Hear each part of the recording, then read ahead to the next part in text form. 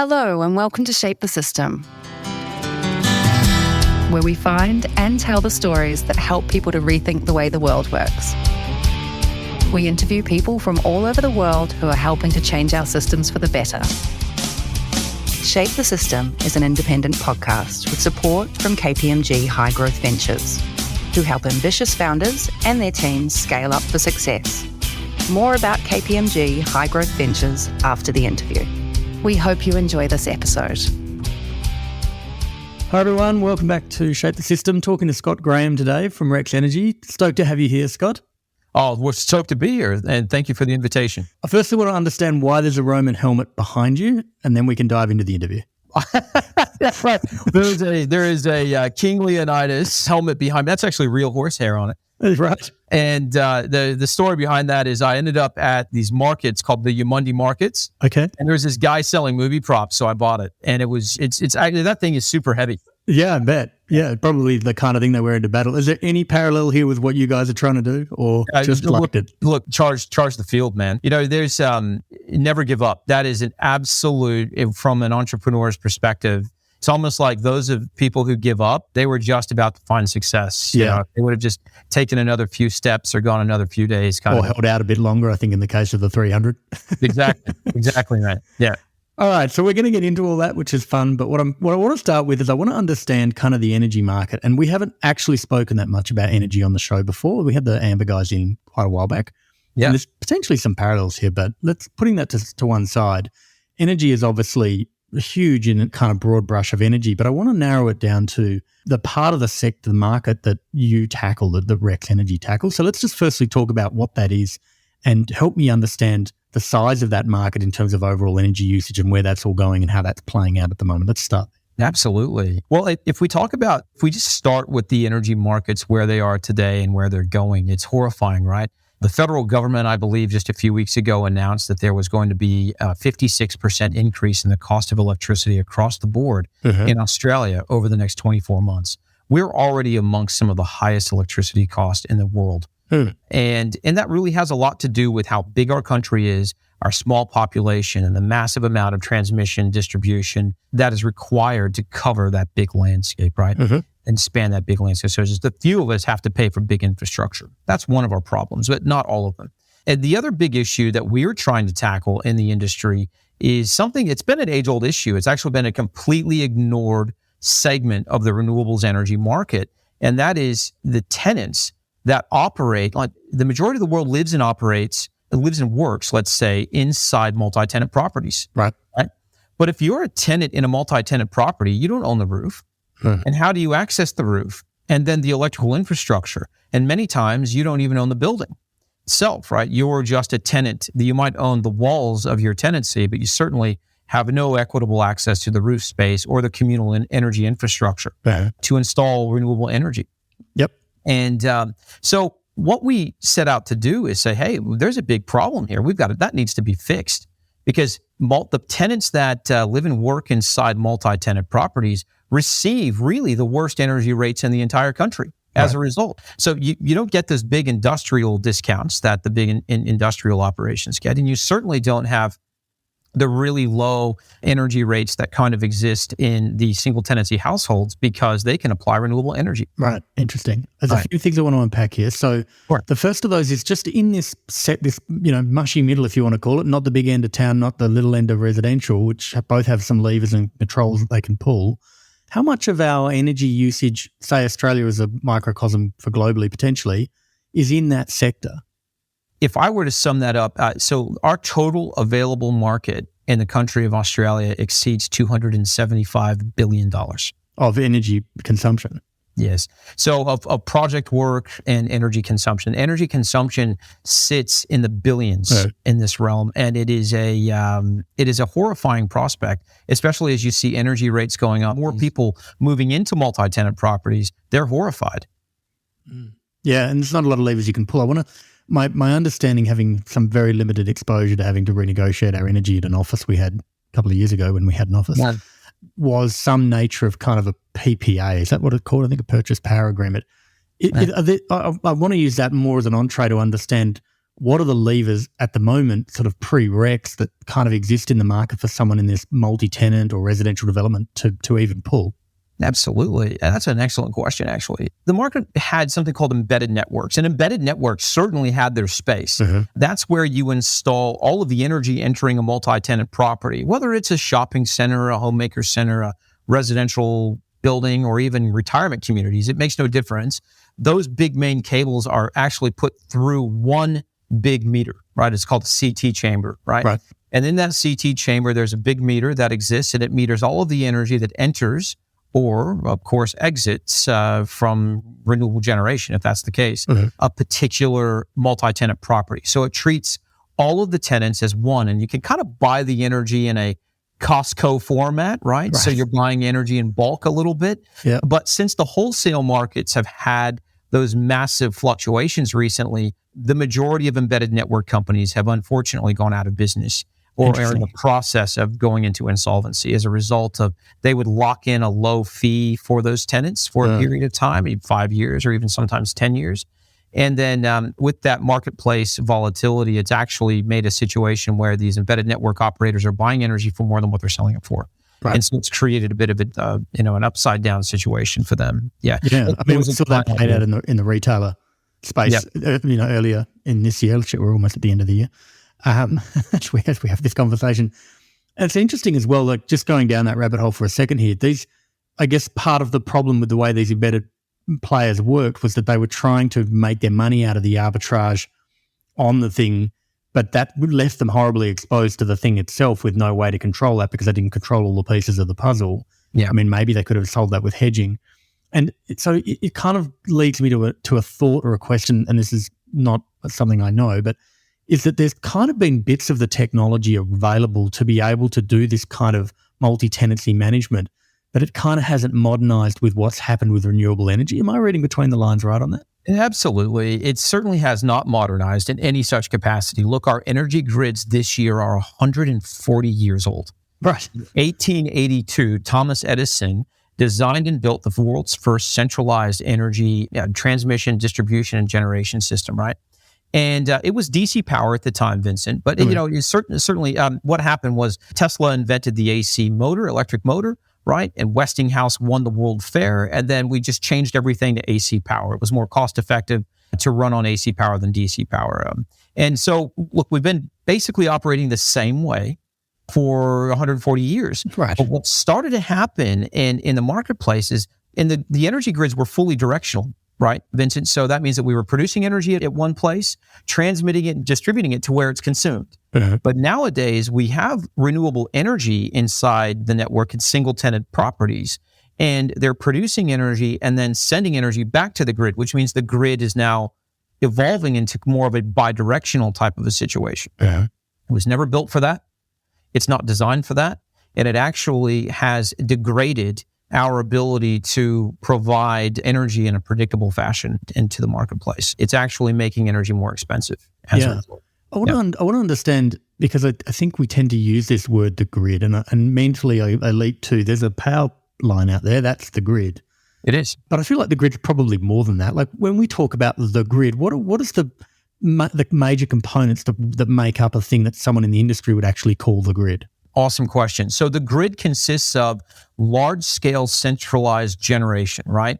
So the people that run out to the desert and install either a coal-fired power plant or a solar farm, right, in the middle of nowhere, right, hundreds of kilometers away from where it's actually consumed, that's centralized generation. And then we have centralized transmission, and those are those really big, huge towers, right, with those massive cables, and when it rains, you can kind of hear them buzzing.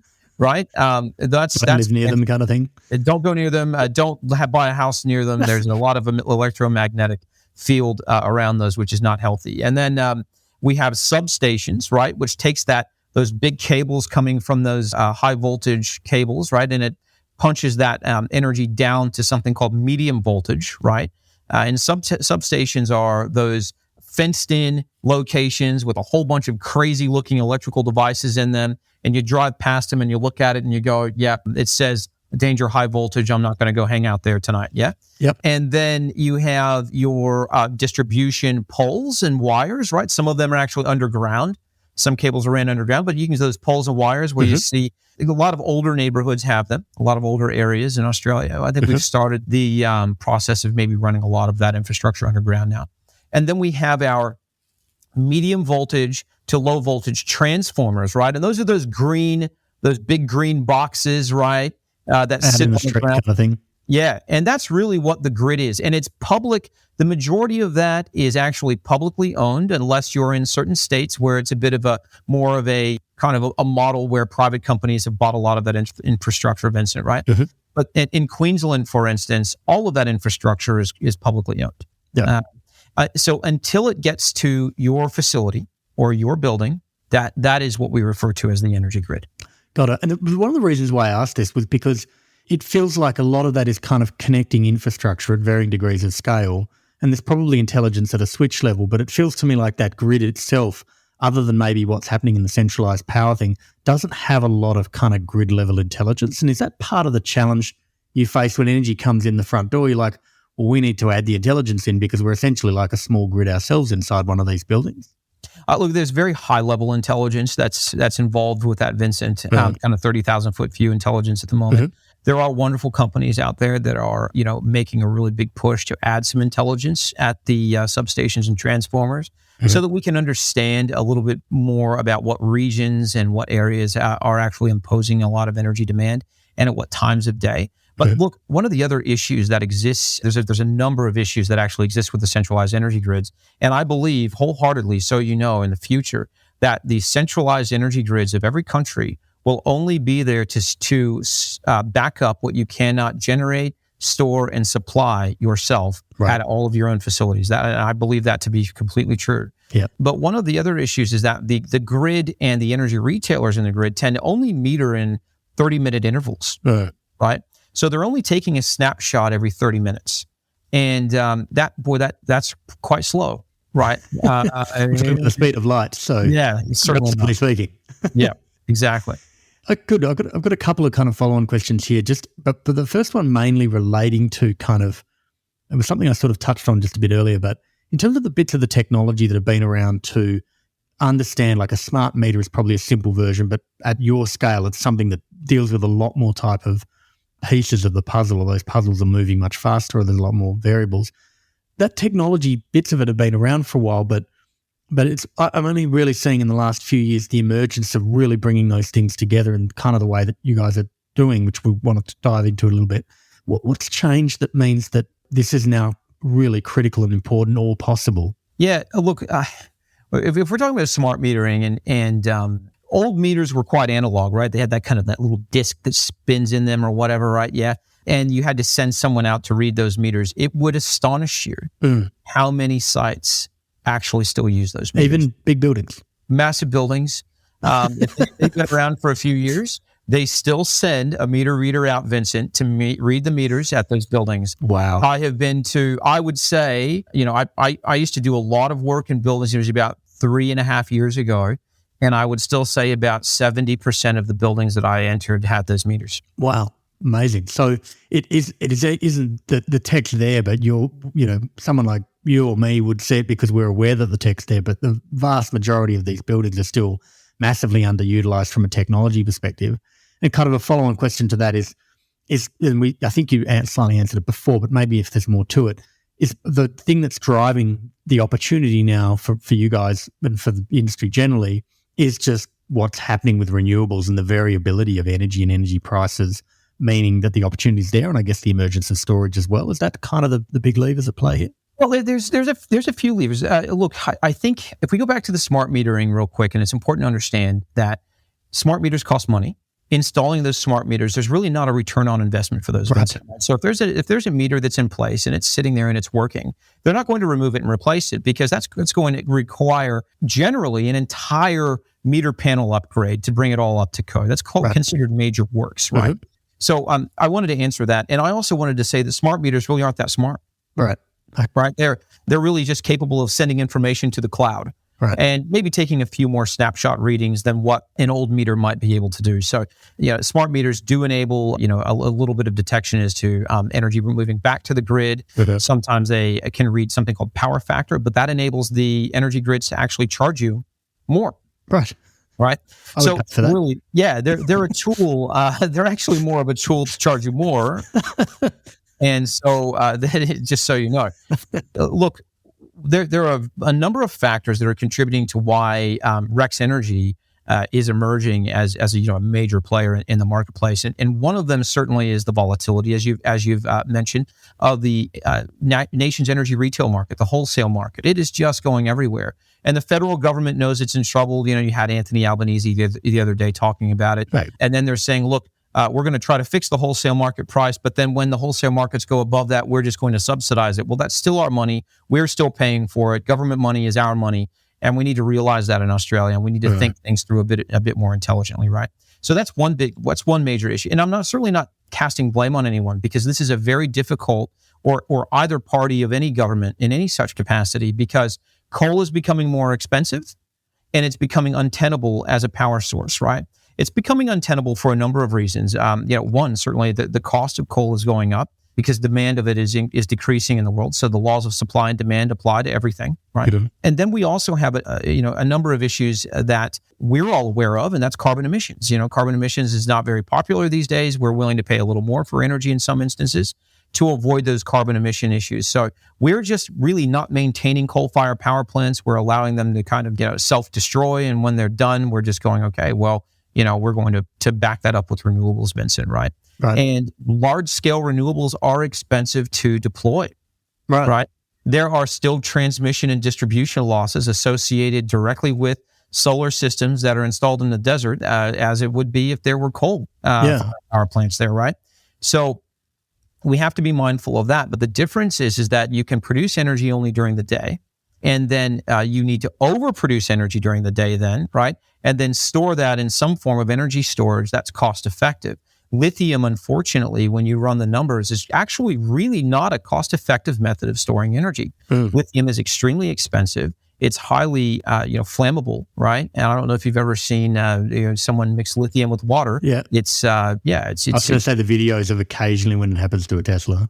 But exactly. I don't want to throw this brand under, but those videos are floating around and they are real, but it's hard to do in a car, obviously. They are real, and certainly Elon Musk is doing a wonderful job of transitioning the world to a renewable future. But look, the fact is that lithium makes a pretty good spot for you to roast some marshmallows at every morning, right? So, and you don't want that in a residential building, and you don't want that in a commercial building, I wouldn't think.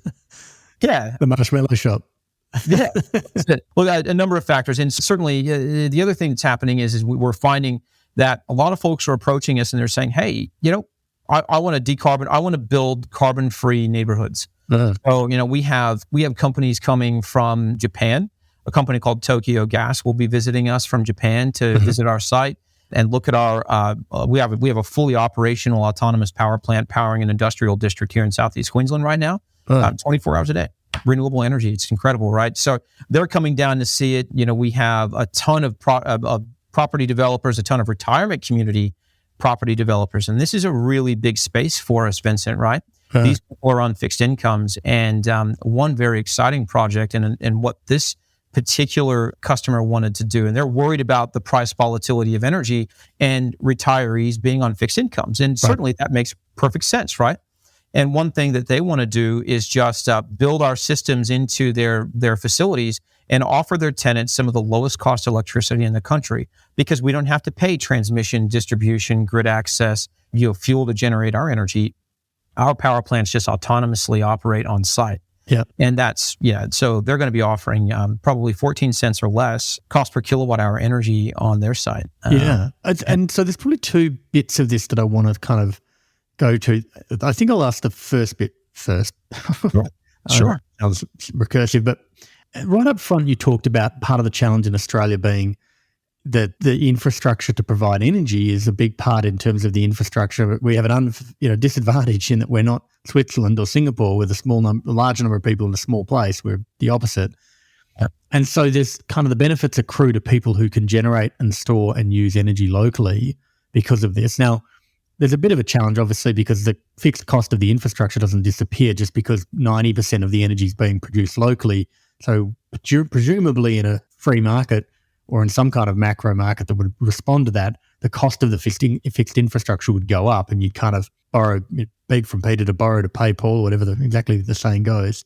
I guess that theme seems to have come through a lot in what you're doing, which is the only way to really have energy independence as a multi-tenant dwelling or as a full residential neighborhood is to be able to generate and store and use energy locally for overwhelmingly your energy needs. Is that kind of a core thematic of Rex? Absolutely. Look, what we need to, especially if you're building a new neighborhood, right? No. It's almost a duty these days to make sure that the tenants that are investing into the properties, look, our properties in Australia are $500,000, $1 million, $2 million. We have some of the highest cost, residential property in the world.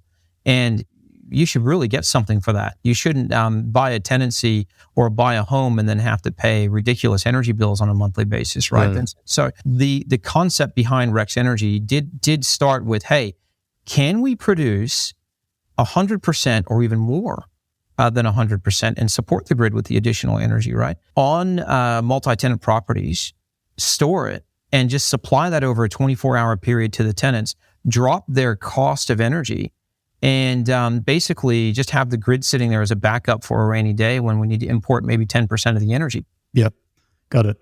Okay, cool. And then so the follow-on sort of related question to that, which kind of came up in just talking about the developments, like you can take either example of a multi-tenant kind of environment, like a business environment, like a mall or a shopping centre, or like a new residential development. Who are the kind of stakeholders that you're having to deal with as Rex Energy, or that are present in the ecosystem generally that are affected or are going to want to make decisions in regards to this? Building owners, we're working with a ton of building owners. Building owners are approaching us proactively. Body corporates are actually calling us for residential sites. And we actually had a body corporate in Sydney contact us about a month and a half ago, Vincent, and they unanimously approved our project within 3 days. Yeah. What was the scale of that, by the way? Because I'm the president on a strata committee, just as a side note. Yeah. So the scale of that was, it's about you mean in dollars? No, just in terms of how many apartments was it? Yeah, 250. Okay, just as an adjunct question, but is there a scale at which Rex doesn't make sense anymore and you're just back into doing this at a residential level, do you think? Or, there must be, obviously. We had a fella contact us, probably the smallest project we've ever looked at, contacted us. He has like 4 tenants. Okay. He has an industrial shed. Right.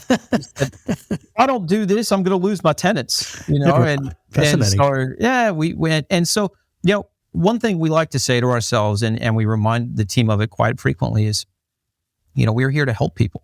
The very first thing, this product was designed to have a positive impact. It's been designed to do something positive for people, save them money, provide a revenue stream for building owners while saving their tenants money, right? Mm-hmm. So, Origin Energy or AGL or Energy Australia, whoever it may be, Alinta, they're all supplying everyone with energy from the grid, and it's very expensive. Well, what happens when we can supply 100% of that energy or more or slightly less? It just depends on the site and the building. Mm-hmm. From inside that facility, and then intelligently distribute that energy to the tenants, drop the cost of energy, and provide the owner who invested in those assets, or if my company happens to invest in the assets, with a new revenue stream. Well, we're benefiting everyone. We're benefiting every single party, and we're also benefiting the grid. There's a couple of things that happens is it deloads the energy grid, Vincent, right? So all of the energy that the power grids were having to supply to one of our sites previously, they don't have to supply that over 24 hours anymore. That energy is now available for use elsewhere, which is wonderful. Right. The other thing that we're also able to do is take the energy we have stored in our batteries and support the power grids with energy, power, or frequency when they're in peril, when they need our help. And you use 3 words then: energy, power, and frequency? Yes. Just give me the definition of each of those 3 words. Yeah, sure. So energy is kilowatt hours, right? So that's power over a time period. So if you have 1 watt that operates an hour, that's 1 kilowatt. You see what I'm saying? So 1,000 watts. It's energy over a period of time. Okay. Sorry, if you have 1,000 watts operating an hour, that's 1 kilowatt hour, right? Yep. Understood. And frequency is hertz, right? So that's our cycles of energy. Sometimes the energy grid has some issues with controlling their hertz, which, in Australia, we're 60. Right. Or sorry, 50. We're 50 hertz in Australia. Mm-hmm. So we want to make sure that, we're controlling that as well. Yeah, I guess the reason why I asked this is my worry and concern with the decentralization of energy creation and storage and usage, which absolutely makes sense, especially in a country like Australia, is you don't actually change the economics for the person who is operating the grid infrastructure, but it sounds like you do. Like if you read about every 6 months, there seems to be an article in the Australian usually that is basically saying the reason South Australia's got no power is because of their renewables, but often there's an interconnector that's fallen over between Queensland or Victoria and South Australia. Is part of the macro here that by doing this at a macro level, you're actually mean that you can get a lot more out of the grid that you already have? Is that kind of what's happened or will happen? Renewable energy has historically been applied in a very, let's call it's just dumb energy, right, just like anything else, right? So you slap a solar system on a house and it's 10 kilowatts, right? So if you're not using 10 kilowatts, the rest of it's just running itself to the power grid, right? Right. And or exporting to the power grid is what it would be called. And that creates a major issue, right? So the power grids, our government really likes to have generators, or liked, in past tense, to be turned on and operate in a more consistent fashion over a 24-hour period, right? Unfortunately, what's happened now, Vincent, is during the day, those generators are not needed as much. But the second 2:30 p.m. comes around, or the sun decides to head to the other side of planet Earth, then we need energy, right? And everyone's going home and everyone's cooking and turning air conditioners on, right? So suddenly the government's like, oh my God, we've got, now they need more energy. So we've got to turn up our generators. So this is the problem, the age-old problem with the application of renewable energy. It's just unharnessed. And we can talk a little bit about it, during the course of this conversation about what we've done to solve those problems. Yeah. How we integrate, a renewable energy in an intelligent fashion so that it benefits not just the tenants, the building owners, the body corporate, but it also benefits the local energy grids. Yeah, it's a perfect segue because I kind of now understanding a sense of the stakeholders and the pieces of the puzzle, and in the context of kind of multi-tenant or residential. Give me a sense of the pieces of the Rex energy solution. And I know that the umbrella term for this thing is X1, but there's lots of bits in it from what I can tell. Yeah. Break it down for us and then let's dive into that. So look, previously we were talking about smart meters and metering and all the rest, right? And that was what we found to be the major issue. Metering is just a smart or not smart, it's been done the same way for a long time. And each tenant has their own meter. And it just... those meters have a lack of ability to communicate to anything other than, this is how much you owe. This is how much money, you see what I'm saying? So and not only that, we're talking about 30-minute interval readings. So we said, well, nothing can be really done with 15 or 30-minute interval readings. We need to speed that up. We need real-time data. Mm-hmm. So Rex Energy has integrated a real-time metering system. Now, get a load of this. In the space of kind of like half the size of a bar fridge, we can meter and monitor 112 tenancies. Right. That's just a decent-sized mall, a medium-sized kind of unit block. Yep, exactly. Whereas if you had 112 old-school kind of standard power meters, that would take up an entire massive room, right? Right. So our system meters and monitors every tenant's real-time energy demand, and they are billing class meters. So you can't manage what you don't measure. So we measure everything. We measure the grid. We manage every single individual tenant's energy demand, every single tenant's energy usage. Everything is metered. The community meter. So in multi-tenant properties, you also have a community meter where you have communal lighting in the hallways or outside, whatever it may be, right? So we meter everything, and then what that enables us to do, that real-time data, enables us to then impose real-time control over top of all of the renewable assets on site. Mm-hmm. Solar systems, solar inverters, batteries, battery inverters, everything. If the solar system is producing a megawatt of energy, and the site demands 800 kilowatt hours, right, which is 200 kilowatt hours shy of a megawatt, then what we do is we then take that 200 kilowatt hours and we insert that into the battery system for later, right? It's like a bank that we use, and we just store that energy inside that bank. Our energy that we produce on site is either directly sold on site or stored in the energy storage and then supplied to the tenant after the sun goes down on site. doesn't escape itself to the power grid unless we instruct it to support the power grid in times of peril, right? Or opportunity.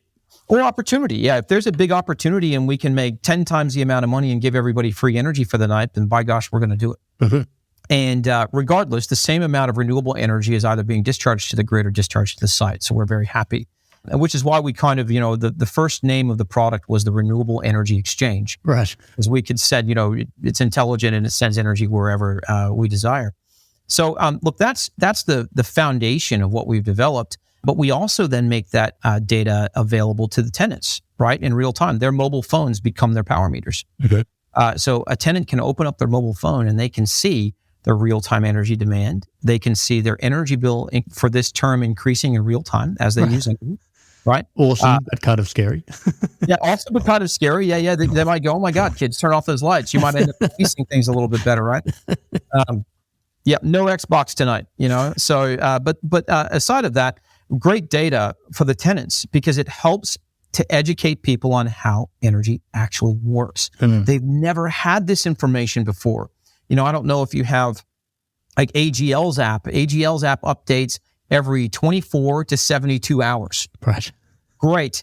That's worthless, right? So you can't, if you're cooking dinner on your inductive cooktop and you're going, I'm using a ton of energy right now, I'm going to make this quick or whatever. You just think things through a bit better, right? Yeah. And so we want to make sure we're arming tenants with that information. And then the other thing that it does is they can pay their bill on it. They can export renewable energy data from it. And when they're in a community of, let's say, a building or a retirement village, we also provide them with an opportunity to contribute positively to a cause every month for their own community. So if somebody's kid has fallen ill and they need some extra capital, then everyone can say, I would like to add a cent to my each kilowatt hour, and I want that to go to this family at the end of this month. So we want to make energy positive, Vincent.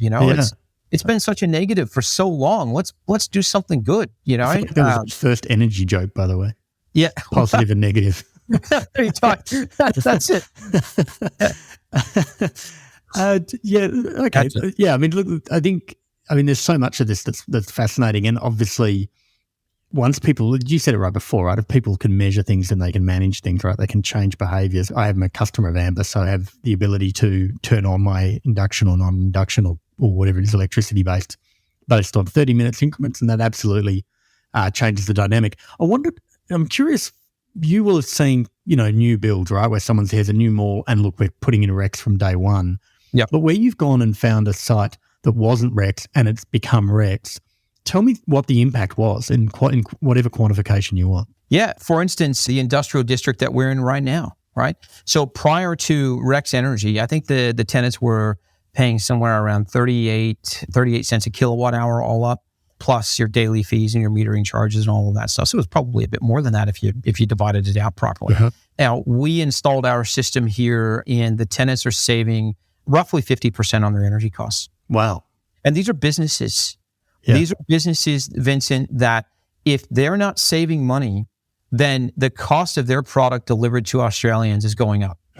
Right? And you think inflation's bad, it's going to get a heck of a lot worse when, the highest overhead that businesses pay besides their manpower increases by another 56%. I was thinking as well, like if you're a business that's operating on 10% margin and 4% of your costs a year, like you're literally doubling your margin just by making an energy decision that's different. Big time. Yeah. There's actually a dog food manufacturer in one of the tenancies, and they've got a ton of refrigeration. Right. And, they are just as pleased as can possibly be with what's happened, right? So not only are they saving money on their energy, but they're also consuming renewable energy during the... And what's the metric on that? Is it like 50% more renewable energy? I mean, it will depend obviously on where the site is, but what are you seeing in some of those cases? This particular site, we average about a 90%, 94% renewable energy supply. Wow. Just on a rolling quarterly basis or something? Absolutely. Yeah. That's phenomenal. So we cover almost all of the energy demand. We could way over cover, and we will very soon. I'd really love to talk about the future of the energy grids and where it's heading, if that's okay. Because it's a really good segue. Let's do it. Awesome. So we're going to be doing a couple of amazing things here. And there are reasons for this. And so we're developing some new software right now, some communication software. I'm sure you figured out there's a huge disconnect between solar, inverters, batteries, tenancy demand, metering, all of that. None of it talks to one another. Right. So and that's what the X1 does. Sites as well, presumably. What's that? And across different sites, none of it talk to each other. None of it talks to one another across different sites, but certainly even on a specific site, everybody, the battery manufacturer is not the solar manufacturer. They're not the solar inverter manufacturer. They're not the battery inverter manufacturer. So there's all of these disconnects in the renewables market, right, Vincent? And this is one of the biggest challenges that exists in the marketplace right now, because, you can have a commercial building and you go, hey, I want to install solar and battery and do this and do that and do this. And then generally the electrician goes, look, I just don't know how to do it. Right. Because there's just too many moving parts. So Rex Energy's X1 integrates everything in an intelligent fashion inside a distribution system, a complex distribution system, your multi-tenant distribution system. Because when we were talking about the speed of metering, I'll just go back to this real quick. We know exactly where the energy is coming from, whether it's grid or it's solar. If it's 98% solar and 2% grid, we know. And then you can see that on your mobile phone as a tenant as well. You can see right now I'm consuming 98% renewable and 2% grid. That's awesome. Right?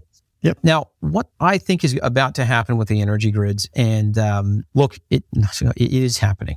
But let's talk about EVs real quick, because electric vehicles are something that everybody talks about. It's a hot topic. The government's making laws that are eventually going to force us into EVs, right?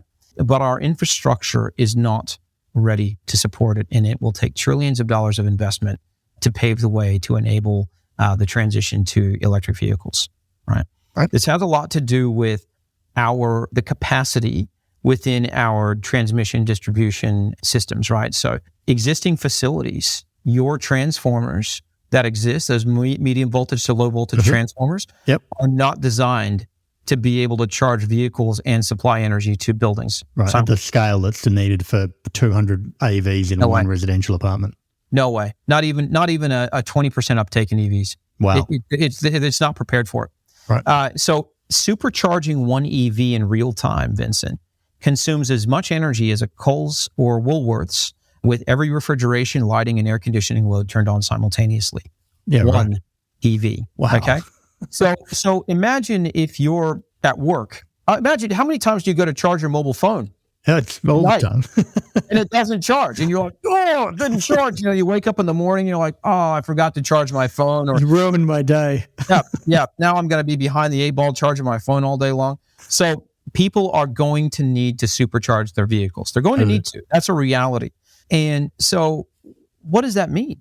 How do we do that? Because our infrastructures, it'll send us back to the dark ages, right? So what we're doing here is we are going to be installing some EV chargers, superchargers. And because we use a very special battery system, a titanate oxide battery system that enables us to discharge energy very quickly and has an extremely long life expectancy. I mean, we're talking, depending on how we utilize the battery, 30 to 50 years. Right. Okay. And an EV will pull up and it will say, I need to supercharge. And we will then charge it only with the available capacity of the battery and the direct solar that is available in the site, right? And because we don't believe that anyone should be permitted to supercharge from the power grid. I think that's a huge mistake. Just because of the impact it would have if 20% or more people did it. It will have a massive impact. The other thing, if you can imagine, per kilowatt of demand, if you were to take let's say a 150 kilowatt EV supercharger, and we were to multiply that by, let's say some sites pay $26 per kilowatt, in monthly demand. So you'd be 150 times $26. That means one charge will cost you $3,900. Will cost that site $3,900 in just demand charges. Got it. Well, that's not very smart, is it? Yeah, right. Yeah. So we're trying to avoid all of that. So we're building software to make sure that we're also able to intelligently expand our battery systems, expand the solar systems on site, and accommodate for EV uptake as well. Got it. And this is a really good segue, because one of the things that was interesting to me when I watched the video, because I've had some experience of kind of systems that are metering and smart metering on steroids, like what you were talking about. But what was really clear about what you were doing at Rex was the importance of how closely you were integrating the hardware that wasn't the metering. Metering is obviously hardware as well, but the solar and the storage. It sounds to me like you're not trying to build your own solar, but are staying a lot closer on the storage side. I'm curious about that aspect. I mean, am I right, firstly? But then also, just talk me through that a bit, because that felt counterintuitive, that you would kind of have to go into the hardware business on how to build great storage to be able to make this work. Or is that what's happening or not? What we've been doing, look, we are going to make some marketplace acquisitions, Vincent. That's without any question. It's something that we've been talking to our investor core about, and we are looking at making acquisitions, but we're not going to run acquisitions on lithium battery manufacturers. Right. We want to do something that, we think that the future is not lithium. We believe the future is something else. So I'm very impressed with a few different types of products out there right now. I love the concept of storing energy in capacitors, because, capacitors are quite an interesting product as well, but that requires a bit more research and development on our end. We do have some products, and we are prepared to execute that research and development from a hardware perspective now. But the lithium titanate oxide, or LTO batteries, you can literally eat scrambled eggs off of these things while they're operating, and it's not going to kill you, right? They can't catch fire, right? So they're safe to integrate into facilities. They have a long life expectancy. I can charge them quickly and discharge them quickly without fear of degradation of their lifespan. And so that's ticked a lot of boxes. They are more expensive, but of course they last longer, so I don't have to do cell replacements, right? Right. So what Rex Energy's product, the X1, is able to do, it's agnostic to how energy is actually produced, and it's also agnostic to how energy is stored. Our software can be tuned to different types of energy storage, but certainly different types of, it's not necessarily energy storage, it's the battery inverters that we like to speak to, and the battery inverters manage the battery anyways, right? Yeah. We're able to talk to different types of products out there. If we were in Papua New Guinea supplying energy to a rural village, which we would love to do someday, again, going back to the purpose of our product, it's, we want to help people first. That's our objective, right? We want to help people, and if we can do some third world projects and help bring energy and with energy, for rural villages, you can get clean water infrastructure, right? You can get healthcare infrastructure for these wonderful people. You can help their economy to flourish, which is also quite positive. So, but we can do that with our product, but we would use different types of production. We would use potentially hydro or hydro, wind, and solar, a combination of different types of energy production. And also, we would be able to then choose the correct energy storage product for each application as well, Vincent. Yeah. And that's really important. So we made sure that when we developed this product, we could plug and play different types of products. Really, it's a vehicle to market for renewable energy products, because everyone's making widgets, but no one's talking about how to make the widgets talk to one another. Right. Understood. It felt to me like there was, like, the idea of a saline battery was talked about, like in the video, for example. Yes. Specifically. But part of reading between the lines here is, like, everyone defaults to lithium because it's kind of in the cars. But what cars solving for is an energy to weight and energy to density ratio that makes it feasible to put it in a car and not have a car that weighs 4,000 kilos. But when you're talking about energy on site or storage on site at a location, you're potentially less worried about energy density or even the size of the thing, even if they're economically different. Is that part of it, is that it's not fit for purpose and type of energy storage that you're going to need to do, or in long term may not be the best option? Yeah, absolutely. So you're exactly right. So energy density is not necessarily as important when we're dealing with sites, where we have, let's say 10 car parks that people can't park the cars in because they're just tucked into a corner. Right. So, well, those areas can be repurposed and become energy storage centers for us. Yeah. If we have a ton of land area outside, let's say on an 800 home retirement village, and we can then build an architectural building around some energy storage, and it just looks like a pretty feature on the land, right? Yeah. And we're going to be using the right product for the right location, instead of just being pigeonholed into consistently using lithium, because that's what everybody does. Yeah, well, that's kind of, I feel like that feels like part of the system we've inherited at the moment. In storage is all lithium, and everyone goes, there's all these problems with lithium, like that's the only storage option available. I'm curious about one other thing as well, and it's only a side note, but sure. You talk a little bit about the idea that there's a revenue opportunity for the building manager or the building owner, and then there's also a opportunity for, and it's a sounds like it can be a win-win, but do you encounter a competitive tension there between the people who own the building and the people who are tenants in the building, or No, the neighborhood? not at all. You would think that we would. We don't at all. Here's what's really interesting. It's odd. The majority of people that are approaching us who are building owners are actually saying they want to save their tenants money. Right. Because they want to retain them. They want to retain them. They say, hey, you know what? If I install some systems now and I'm saving my tenants money on their outgoings, which is very important, because generally, when you're leasing, per square meter, it's very similar. One fit out to another, one type of building to another. If it's commercial, industrial space, or if it's, let's say retail space or whatever, your per square meter cost is very much the same. It really comes down to location and outgoings. Right. So a lot of these owners are coming to us and saying, I want to reduce my carbon emissions because I want to be able to tell the world about that or brag about that in the marketplace to attract new tenants. But I also want to attract new tenants by saying we have lower cost energy. So that's what we're finding. And historically, though, in the marketplace, you've seen embedded network operators install, an embedded network gate meter because the owner wants to install an embedded network meter, and then they install some solar behind the meter just to offset what they're importing. Right. And the tenants receive no benefit to that. Right. Well, Rex Energy will never do a project like that because first and foremost, this was designed to benefit the tenants and the owners. And if that's not happening, then we won't do the project. Yeah, that's fascinating because I think part of this is, and part of what maybe didn't work with embedded networks is they said, oh, look, there's this trapped audience here who'd have to buy energy from you if you install this thing. How can we extract value from that? I'm like, well, that doesn't sound like a win-win.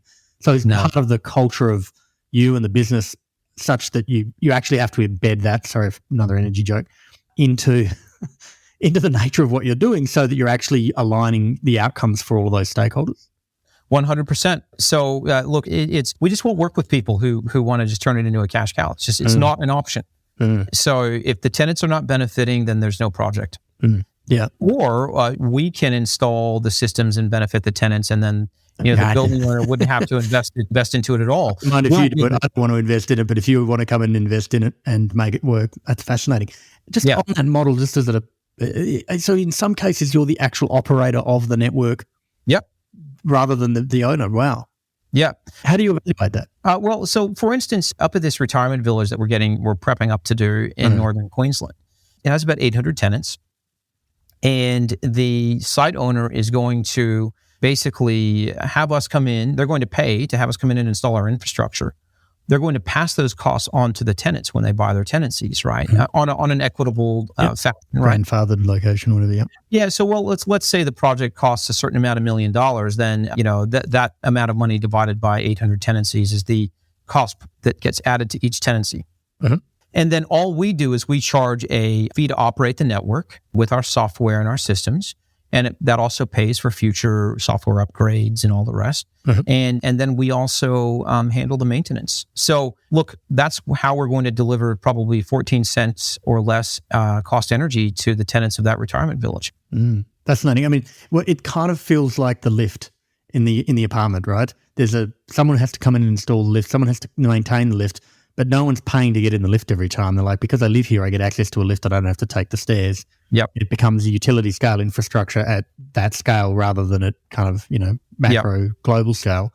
I want to come back to something that you just said, or you touched on before when we were talking about Papua New Guinea, which was kind of what we would love. Like those were the words you used. Like, what is the love here? Like, what is it that you guys would just love to be doing as a company from where you are now? And I'm trying to understand what's next on the milestones and the radar to be getting to like the point where you're like, wow, now we're really cooking with gas, even though it sounds like you're cooking with gas already.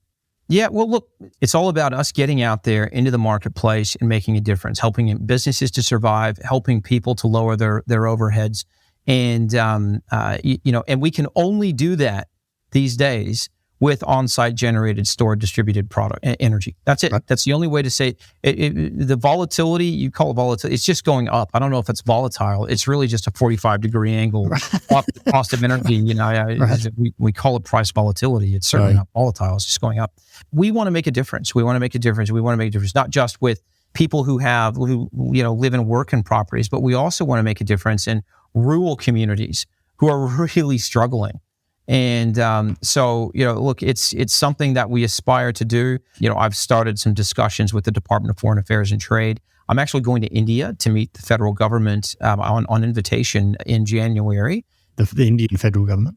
Yeah. The federal government of India in Delhi, yes. And we're going to be talking about how Rex Energy can have a positive impact throughout India and helping to control their cost of energy as well. We've been contacted by, let's say, Middle Eastern investors who would love to invest in Rex Energy and help the UAE, help Africa as well with their energy overheads, because it's this centralized energy grid problem is not just isolated to Australia. It's happening everywhere.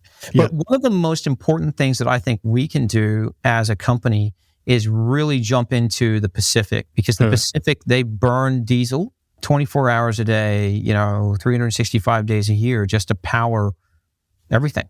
Right. And we would really love to reduce their dependence on diesel because it's breaking them. The cost of diesel is increasing significantly, as you would probably know. Yep. And something needs to be done about it.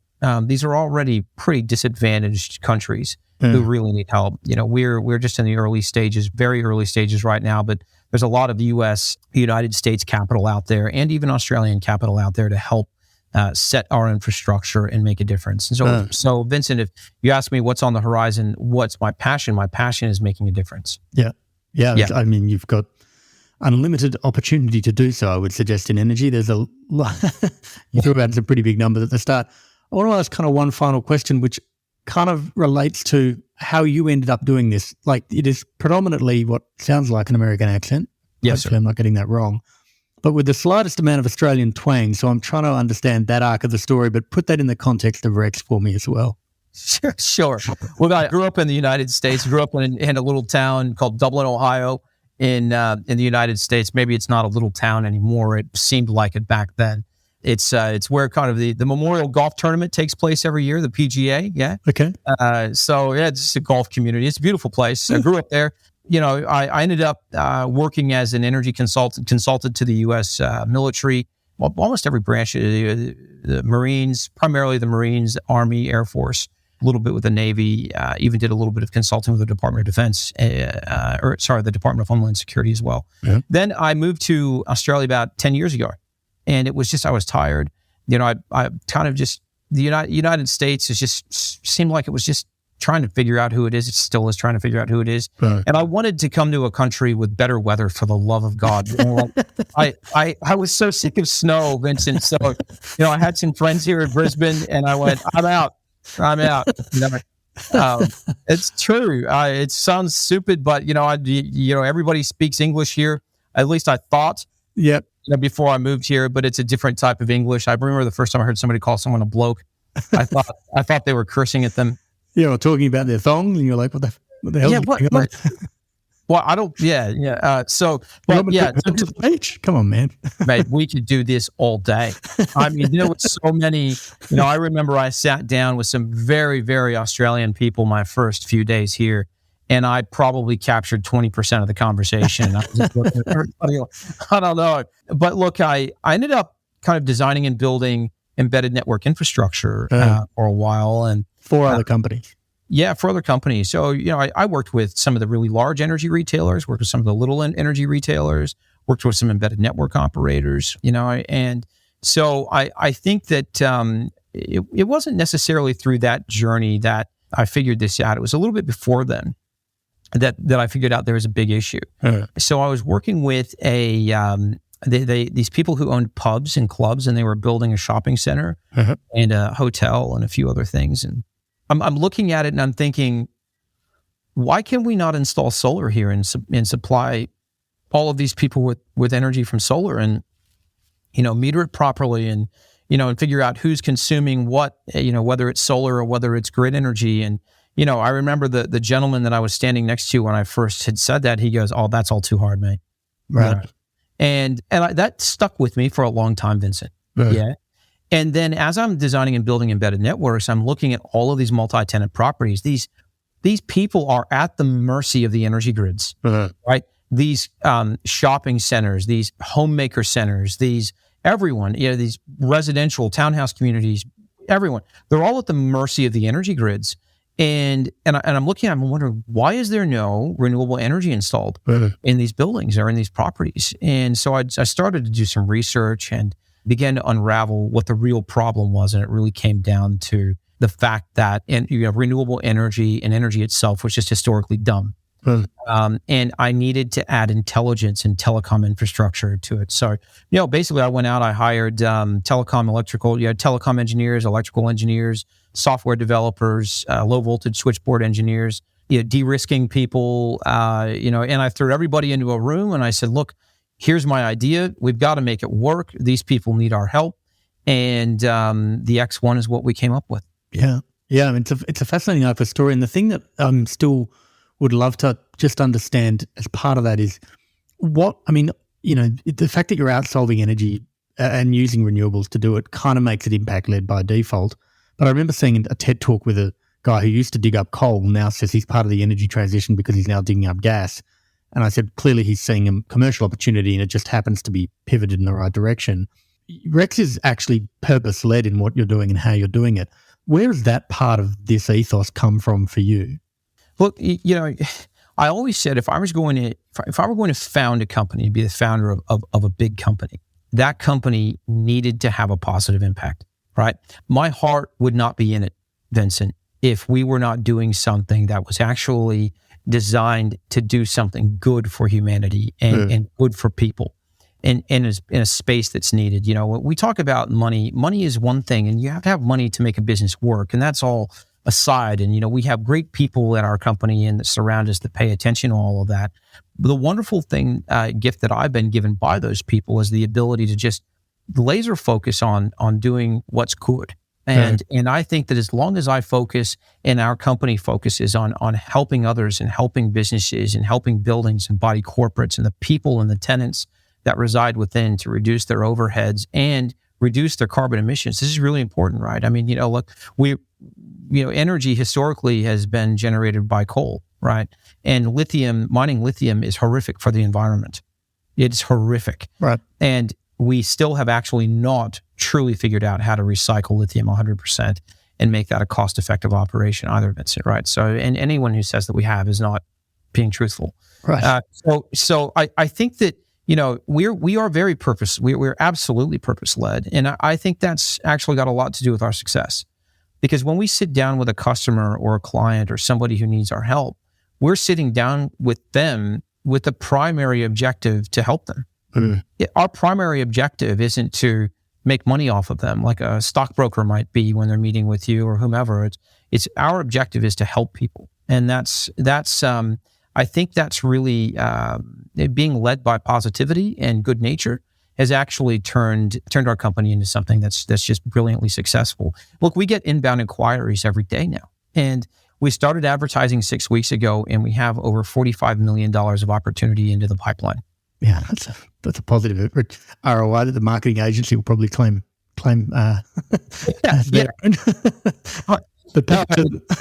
It's interesting, and I think the majority, and that's just inbound inquiries and whatnot. But I think in the future, what's going to start to happen is good folks like yourself and people that we speak to. This is how people are really going to find out about us, and this is how people are really going to find out about the heart and soul of who we are and what we're trying to do out there.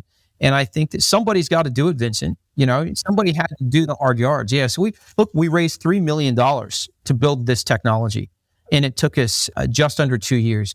But this is going to blow your mind. On the same day that we were seed funded, okay, in 2019, in November of 2019, was the same day that we fully energized our first power plant. Right. This year. Yep. So 24 months. Okay. Right. 2 years to the date. 2 years to the exact day. Timed perfectly. Let's push it back 2 more days. We just got to. Yeah, it wasn't us. It was it was actually Energy Queensland and our engineers who actually pushed it back. And we turned it on, and I said, what's crazy about what we just did? And there's got to be some kind of I don't know, some kind of weird something happening there. Who knows? But look, we're really grateful to be where we are today and to be able to help people. And the energy industry is just globally crumbling. It really. Yeah. I don't know if you know what happened in California. Just real quick. With the lines, the energy distribution lines and the 150-year-old thing that got got rid of it and then it started a brush fire? Is that what you're talking about? Or? That was also really bad. Yep. There's a few unfortunate things happening in California, but California announced, I don't know, it was a month or so ago, and they go, yep, okay, we're 100%, of our whole state is going to be transitioned to EVs, and 100% of it's going to renewables. And then the very next day, the government prevents everyone from charging their EVs so they don't collapse the power grids. We're having brownouts. You're not allowed to anyone charges their EV. Yeah, exactly. Magic. So this is the concern, and what I really appreciate about petrol engine vehicles is we have freedom today, right? And so we've got to make sure that we build the future of our energy intelligently. The future energy distribution, on-site generation, and all the rest intelligently, so that we can continue to perpetuate the freedom that people have, Vincent. Right? What we don't want to have is the government telling people, I'm sorry, you can't go to work today because you can't charge your vehicles. Or you're going to have to find a way to make it to public transport in order to then, make it to work, because we're not going to allow you to charge your vehicles. It's a hot day and everyone's running their air conditioning. We don't want that to happen. So, companies like mine are out there. We're the sentinels. We're the ones throwing the punches to make sure that everyone has a very bright future. And it has a lot to do with energy. It's one of the 4 pillars of society. Yeah. So, man, that's what we're up to. That's wonderful. I think we'll leave it there. By the way, you managed to get our third energy joke with bright future just at the end there. That was perfect. We did. I knew these are dad jokes, man. We've got to write these down, and I've got to tell them to my daughter. I'm sure she'll appreciate them and roll her eyes. Scott, epic talking to you. That was one of our fullest interviews. We covered a lot and we did it quickly as well. So I hope there was a lot in there for everyone. I'm really excited for what you guys are doing. Separately, I want to talk to you about our apartment block, because even though it's a small scale, not 4, it's bigger than that. I love the idea that we might even be able to do this at a personal level in things I'm involved in. I think for me, that's part of what the excitement was in talking to you today was being able to relate to this personally. And hopefully a lot of the people listening are thinking, I'm in an aged care facility, or I'm about to buy a new off-the-plan development, or I'm building one of those, or I work in a retail mall and I have no idea where energy comes from. Like, the idea that seems to touch a lot of people feels like it's going to be highly relevant. So thank you again. Oh, Vincent, thank you. And always happy to help, mate. We're standing by. So thank you.